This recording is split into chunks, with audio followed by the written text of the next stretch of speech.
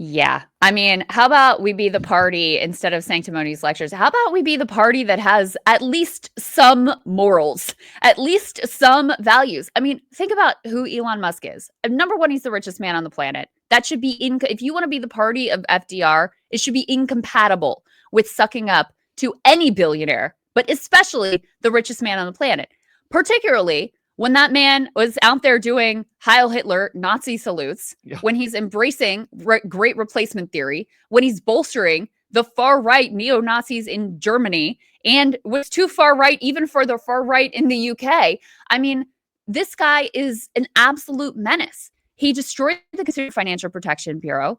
He gutted Social Security, gutted USAID. The estimate is that 300,000 people have already died. He's a mass murderer. He's a psychopath who is anti-human, truly anti-human. The vanguard will be there, sir. Speaking of the upcoming election, something that really fascinates me, and I can't wait to hear your opinion on the ramifications of it, is the fallout between Elon Musk and Donald Trump. Obviously, it got really freaking nasty, really crazy. I'm still, going back and forth in my mind as to whether or not it was just a, ketamine or drug fueled crash out that led to all of this, or if it's really, suggestive of a long-term breakup between Elon Musk and Donald Trump, an irreparable, irreconcilable divorce, if you will. But obviously, as soon as Elon started turning on Trump, we got some, in my opinion, pretty disappointing news from folks like Khanna that they want a dialogue with Elon Musk. And I have mixed feelings about Khanna. I think he's going to come on the Vanguard in the near future, and hopefully we can hash out some of our disagreements. That's one thing you got to give him. He's game. I will give him that. Yeah, 100%. We've always given Ro credit for that. And if he really does, make it onto the Vanguard, we'll give him credit on air. But either way, Khanna wants a dialogue with Elon Musk, less than 3 months after the Nazi salute, in addition to a million other just outrageous, unforgivable transgressions. Here's another tweet in response to a friend of the show, Emma Vigeland, actually saying, if Biden had a bigger supporter criticize him, Trump would have hugged him the next day. When we refused to meet with RFK Jr., Trump embraced him and won. We can be the party of sanctimonious lecturers or the party of FDR that knows how to win and build a progressive majority. I don't think we're going to become the party of FDR by embracing Elon Musk and literal oligarch money. It's pretty crazy. God. Again, I want to be nice to Khanna. He's about to come on the show, so we'll say this all to his face too. But I think it's outrageous that anyone who calls himself a progressive or even just a Democrat on the left at all would want anything for Elon Musk other than him to be behind fucking bars for the rest of his life, if not deported to South Africa where he really belongs.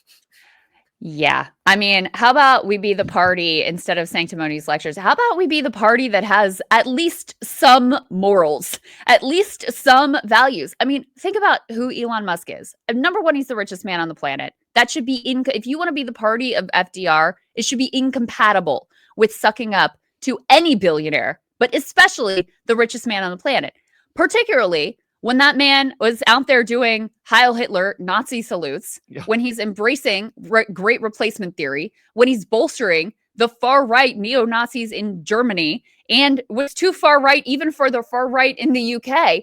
I mean, this guy is an absolute menace. He destroyed the Consumer Financial Protection Bureau. He gutted Social Security, gutted USAID. The estimate is that 300,000 people have already died. He's a mass murderer. He's a psychopath who is anti-human, truly anti-human, who wants to feed us all his grist into the mill for his freaking AI project and his Mars delusions. Like, that's who this guy is. I truly, and I mean this so sincerely, I think that him and the rest of the tech right have the most evil ideology on the planet. I think when Naomi Klein says they are anti-creation, I think that is 100% accurate. In this way, I agree with some of the things Steve Bannon says about him, because when he talks about how he is anti-human and how he has this transhuman ideology, that is something that should truly, genuinely unite human beings who care about humanity writ large. I don't care what part of the political spectrum you're on. Say you want to welcome him? Hell no, on every level. I mean, how did this party get into so much trouble to begin with? It was by accepting the logic of big money in politics, of cozying up to the billionaires, of forging a consensus that avoided hurting their feelings or asking them to do anything for the country. Like, that is the root of the evil with this party. That's exactly where they went wrong. And, to be charitable, this is what I'll say, to Ro, who I have a good relationship with and, appreciating all that stuff. Like, he has a relationship with Elon Musk, and I just think it absolutely clouds his judgment. Not to mention, he represents Silicon Valley. He represents a bunch of billionaires. So that can't help but cloud your judgment, especially, you guys know, when you know someone personally, it makes it harder to see clearly I feel like if you the knew larger Elon Musk, dynamics. I feel like if you knew Elon Musk personally, it would almost make You you probably less, hate him more. you'd be like, anyone wants to give this guy power? I've seen him. He does fucking crack. Fair. You know what I'm saying? Like, Yeah, maybe that's 15 fair. years ago, I can understand like under the Obama era how people I'm just got trying to kind be of nice. I'm just trying to be seduced. nice here. But yeah, that's a good point. It seems I like did want to literally. also throw, go ahead. Yeah, I was Tracy, just go going to say, I've read, a lot about Elon, trying to dig into his psychology. And it is true that literally it seems like everyone he has a close relationship with ends up like absolutely hating his guts, including apparently Trump. So I mean, that's true of like everyone. I feel like with a lot of money and a narcissistic personality disorder, I feel like that was one of the things that made everybody so aware if you were on the left, like, oh, this is going to end in a disastrous breakup. It's like when Kanye West got married to Kim Kardashian. You're like, there's no way this works out well for any party. No shade to Kim Kardashian. Oh, here, let me throw up a different tweet here. Elon Musk tweeted this out, right? So I think it's really anathema to the Democratic Party, who has spent the last 5 years, actually the last 9 years, saying that they care about the sanctity of democracy and that, oh my gosh, our elections, they have to be protected. We have to make sure that the American people are having their voices accurately heard. Elon Musk tweeted this out during his breakup with Donald Trump. Without me, Trump would have lost the election. Dems would control the House and Republicans would be 51-49 in the Senate. Such ingratitude. He's literally coming out here and saying, yeah, Bernie Sanders is right. We do live in an oligarchy. Without me, this guy wouldn't have won the election. He needed my $250 million and the support from my friends. I gave it to him. And he screwed me, basically. It's like, yeah, water's wet. Donald Trump screwed you. But the real breaking news here is that you're confessing to the fact that we don't live in a democracy. And then on top of all of that, my guy, Khanna, is out here saying, why don't you just buy it for us next time? Insane. I mean, look, and this has been my something I've been fighting with Ro about from the beginning, because he immediately went in and was like, oh, let's join forces to cut the Pentagon together. It's like, that is not going to happen, number one. And number two, you cannot validate this project of letting the richest man on the planet who has, conflicts of interest doesn't even begin to describe the level of corruption and the problems with him being handed, because he gave $250 million, $250 million to the president of the United States just to buy the government and all the investigations into him. God only knows what he did at Doge too. Did you guys see this reporting about how they installed Starlink at the White House so they could get whatever data they wanted directly from the White House over the objections of other White House officials? That's the other part of this that I have a lot of questions about, is you're saying why now in terms of the Elon Trump fallout? Maybe Elon got everything he wanted out of the relationship. Maybe it was mission accomplished. Maybe he checked off the boxes of let me suck out all the data. Let me feed it to my AI drones. Let me get dirt on whoever and whatever. Whatever his plans were, we don't even really know, because I can promise you it was not about cutting costs and making the government more efficient. So, one of my big questions is, Elon went as nuclear as he could. He accused Trump of being a pedophile and said, you only won the election because of me. He said, the tariffs are going to cause a recession. He said, you should be impeached and JD Vance should be made press. You can't go harder than Elon went on every one of those things, going after him in the most aggressive possible way. Trump has been very meek in response. And that too raises questions for me of on the surface, Trump has way more power in this dynamic than Elon does. But it seems like there are some things playing out here beneath the surface where Trump feels a little more vulnerable or a little more exposed with regard to Elon than he's letting on, because we also know that he coached JD Vance to be diplomatic and conciliatory in that interview that he did with Theo Vaughn. So why is Trump being so meek and mild in response to Elon? I think that is very strange. I think it is strange, but I also think if you look at the situation and the way he's also talked about Jeffrey Epstein in the past, I think it really does suggest that he's a man who lives in fear of the blackmail that definitely exists out there on him. And I genuinely think that he believes Elon Musk is this kind of like, hyper intelligent, all powerful person that probably has access to that stuff, probably has connections with various intelligence agencies around the world. Because Elon Musk is not just, someone who operates in America. He has his projects and his technologies literally all over the world. So Trump's probably like, this guy has access to all the dirt on me. I can't go too hard against him. I can't, go super scorched earth because who knows what'll happen to me? Who knows what'll come out? I genuinely believe that that's the case.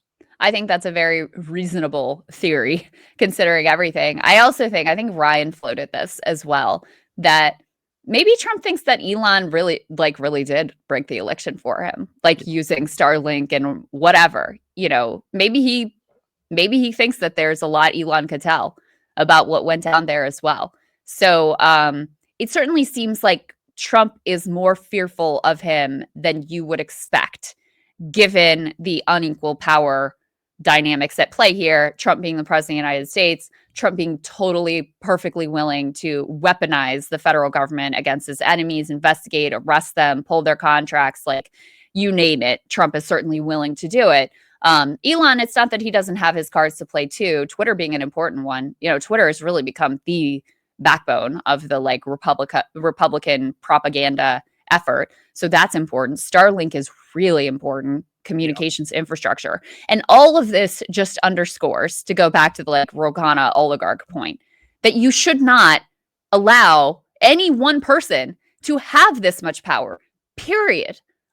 These things should not be privatized. Our space program should not be privatized. Our critical communications infrastructure should not be privatized in the hands of any billionaire, let alone this insane, psychopathic, ketamine, drug addicted monster. So, to me, that's the biggest piece of this. So you have this war between, the authoritarian dictator is willing to weaponize the government versus the, corrupt oligarch who's bought large chunks of our federal government. And, that has been a bipartisan project. Elon had massive subsidies given to him, both to Tesla and SpaceX under Obama. Obama's really the one that starts to push NASA in the direction of completely privatizing and leads us to this place where we're so dependent on him and his freaking, starships that keep blowing up. Yeah, 38 billion in government subsidies. You know what I mean? It's crazy to think about $38 billion given from our government to Elon. I wanted to quickly ask you, speaking of all the craziness that's happened, Steve Bannon has his flood the zone strategy. And I feel like that's exactly what we're all living through. I feel like we're living through a flood because I have a message that I sent to you less than a week ago that covers a bunch of news topics that now nobody's even discussing, right? There was so much discourse about the Iran conflict with Trump and how that heated up. And now I feel like it's totally on pause as far as regular Americans' consumption. Obviously, these things are all happening in the background. Donald Trump just reimposed his new Muslim ban. I feel like in the first term, we heard so much about Donald Trump's Muslim ban. It was a huge scandal. Now there's so much going on. Everybody's hair is on fire from the tariffs. They're economically struggling, the ICE raids. Take Gaza. We have a question about Greta Thunberg to get to, all these kinds of stuff. And yet now nationals from a dozen countries, Afghanistan, Somalia, Iran, Haiti, a long continuation of his beef with that country, even though they're a non-Muslim country. It's just a punitive effort against them to continue to punish Haitians who he's targeted for vilification and denying their visas and all that kind of stuff. But do you have any thoughts on that? And I guess, how do you prioritize and triage what you're going to react to and break down over on Breaking Points? It's exhausting. It's impossible. We added the Friday show because we had to. And every day the shows are extraordinarily long.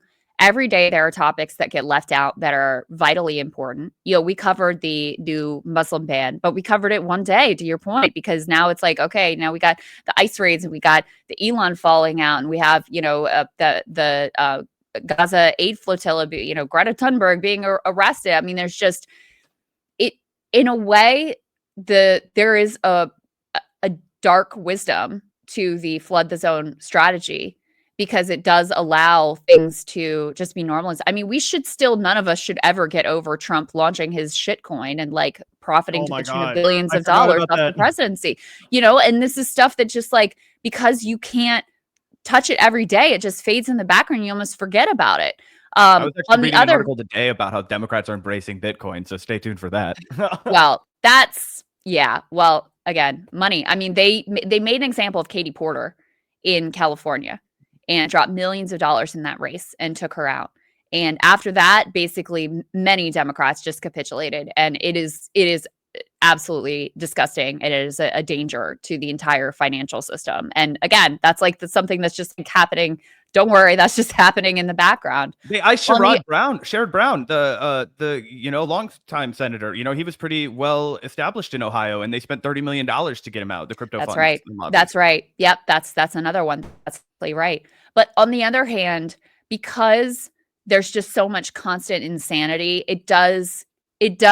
it's not like you can have the frog in the boiling water where people don't realize what's going on. Like they're kidding everybody with extremism in the face every single day. And so, there's a consequence to that, especially when so many of the, promises and claims and propaganda they put out just end up being completely and nakedly and provably false. So there's a risk with that strategy as well that I think they've run into a few times.